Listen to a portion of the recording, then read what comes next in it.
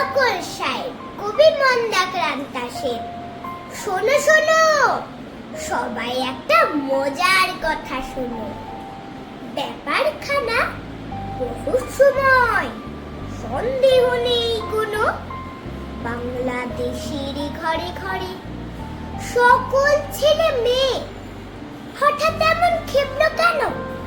স্বাধীন হতে চেয়ে বাঙালি বাপ মায়ের শিশু যখন গেল স্কুলে, অন্য ভাষার চাপে নিজের ভাষাই গেল ভুলে।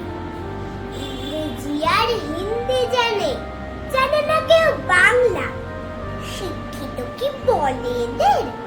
এদের বলে হ্যাংলা।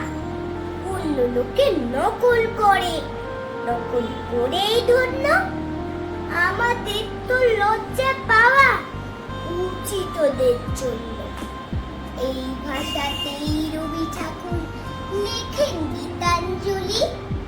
নোবেল পাওয়া সেই ভাষাতেই আমরা কথা বলি। এমন বিরাট মর্যাদার কটা ভাষার আছে, আমরা কেন বিকিয়ে যাব অন্য ভাষার কাছে?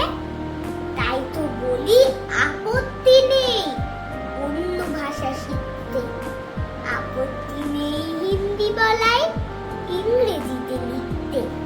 কিন্তু যারা নিজের ভাষা বাংলা গেছে বলে, তোমরা তাদের কানটি দিও আচ্ছা করে মূলে।